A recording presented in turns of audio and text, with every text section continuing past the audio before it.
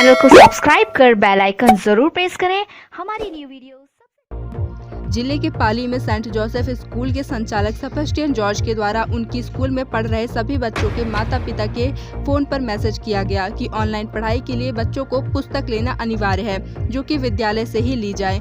सभी ने बच्चों की पढ़ाई को लेकर चिंता की और विद्यालय पहुंचे। किताबें ली तो सबके होश ही उड़ गए, क्योंकि किताबें सिर्फ महज 3 या 4 थी और उनका शुल्क 3200-4000 था। जब पाली नगर के बुद्धिजीवियों को यह बात की भनक लगी कि प्रबंधन के द्वारा जमकर लोगों को किताबों के नाम से लूटा जा रहा है, तो सभी एकजुट होकर विद्यालय पहुंचे और वहां के संचालक सेबेस्टियन जॉर्ज से बात करने की कोशिश की। तो वह भड़कते हुए बोले कि हम किसी की कोई बुक वापस नहीं करेंगे और बच्चों के भविष्य को लेकर धमकियां भी दी गई।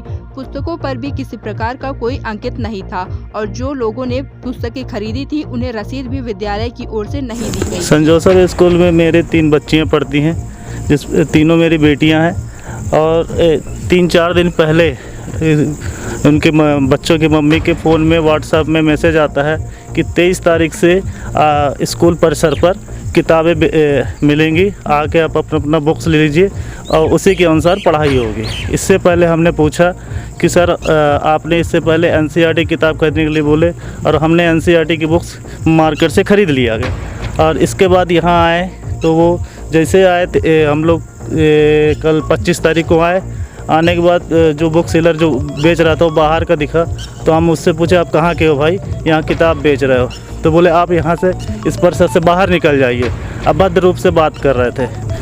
फिर तनातनी थोड़ी हुई, बातें होने के बाद प्रिंसिपल सर आए। प्रिंसिपल सर भी सही जवाब नहीं दे रहे थे, बोल रहे थे बार बार कि आप लोग को ये किताब लेना ही पड़ेगा और कैसे नहीं लेंगे, ये आप लोग कौन होते हो ये सब पूछने के लिए। बिशनपुर पाली में English medium Saint Joseph school काफ़ी दिनों से संचालित है। इसमें इस वर्ष ये देखा गया है कि इनके द्वारा कोई नीट ऐप्स की बुक्स हैं वो लाकर यहाँ पर अभिभावकों को 5000-7000 रुपये में एक सेट दिया जा रहा, जो कि यहाँ पर एनसीईआरटी की बुक चलती है और एनसीईआरटी के पैटर्न से ही पढ़ाई करवाते रहे इसके पहले।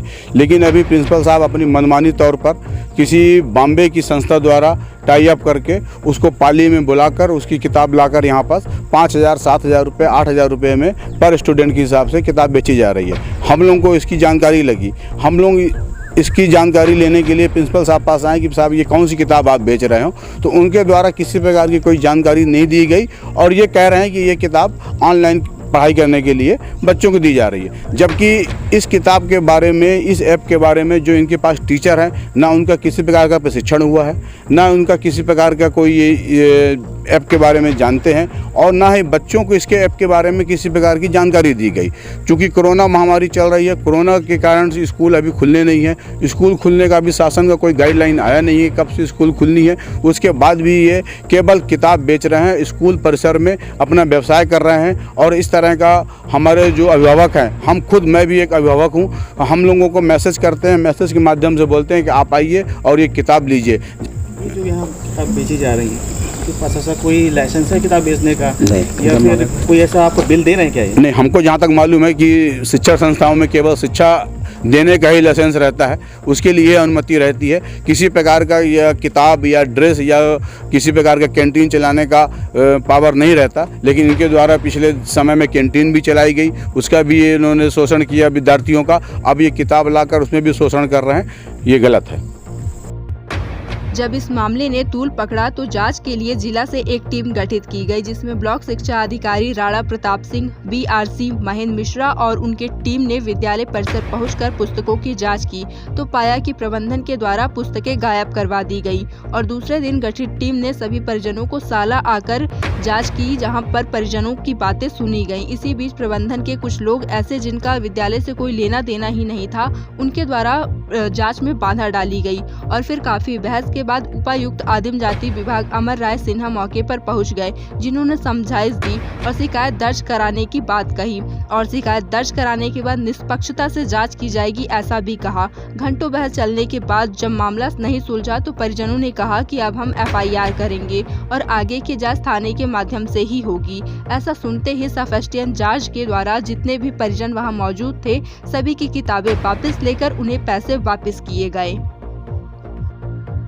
सर आज क्या कार्रवाई की गई? कुछ अभिभावकों के द्वारा इस सेंट जोसेफ स्कूल में लीड की पुस्तकों को लेकर आपत्ति दर्ज कराई गई थी, जिसके लिए जिला शिक्षा अधिकारी के द्वारा BOBRC को अधिकृत किया गया था जांच के लिए। सभी अभिभावकों के और शाला प्रबंधक के सहमति से सभी लीड के द्वारा ली गई पुस्तकों को वापस करने का निर्णय किया गया है और भविष्य में किसी भी अभिभावक को उसके लिए बाध्य नहीं किया जा सकता।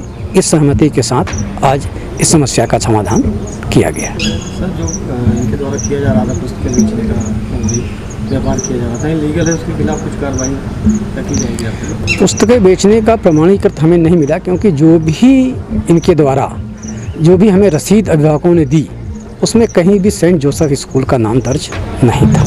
लेकिन सर, वो संस्था इनके साथ पार्टनरशिप में है। ये बात वहाँ रखी गई, लेकिन जो OMU की बात हुई तो वो अभी तक हमारे पास दस्तावेज नहीं। दस्तावेज आने के बाद उसके स्कूल से ही बेची जा रही थी। नहीं, किताबें स्कूल से बेची जा रही थी, ये अभिभावकों ने कहा। कल यहाँ पे हमने छापामार कार्रवाई की थी, एक भी पुस्तक हमें यहाँ प्राप्त नहीं हुई। यदि सर प्रमाणित होता है कि इनका उनके साथ पार्टनरशिप है उस संस्थान के साथ में, तो सर क्या कार्रवाई होगी? इनकी मान्यता निरस्त करने हेतु जिला शिक्षा अधिकारी को पत्र लिखा जाएगा। पाली ब्लॉक है, फिर भी चूँकि प्राइवेट स्कूल है इसलिए स्कूल एजुकेशन डिपार्टमेंट के अंडर में है। ये सोशल मीडिया में थोड़ा पोस्ट मैंने एक आध दो पढ़ी और डिस्ट्रिक्ट एजुकेशन ऑफिसर से मेरी बात हुई थी। उन्होंने यहाँ के ब्लॉक एजुकेशन ऑफिसर को इस जांच में भेजा है और मैंने अभी राणा से बात की। राणा ने कहा कि थोड़ा सा कुछ पेरेंट्स जो हैं हाइपर हो रहे हैं, कुछ एग्रेशन है उनके अंदर और आप प्लीज़ थोड़ा 2 मिनट के लिए यहाँ पे इंटरफियर करेंगे तो ठीक रहेगा। बीइंग द सीनियर मैं यहाँ पे आ गया और मैंने यहाँ पे सबसे बात की।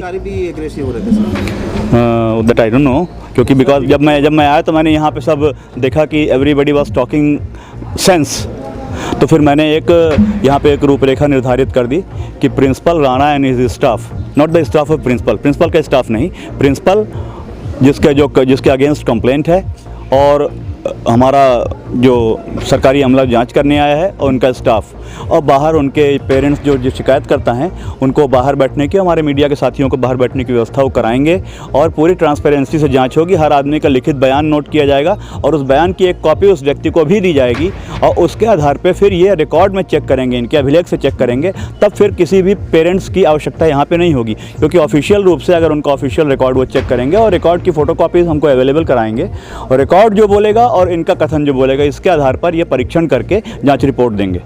एंड आई होप कि भी आदेश आए हुए हैं कि ट्यूशन शुल्क के अलावा और किसी मत का पैसा नहीं लिया जाएगा। सर, ये न्यायालय का सारा का सारा जितना पैराफर्नेलिया है सब जांच में आ जाएगा और उसके आधार पे मैं DO से मैं भी खुद भी बात करूंगा, उमेश जी से मैं बात करके रेकमेंड करूंगा और कलेक्टर साहब के संज्ञान में भी डालूंगा।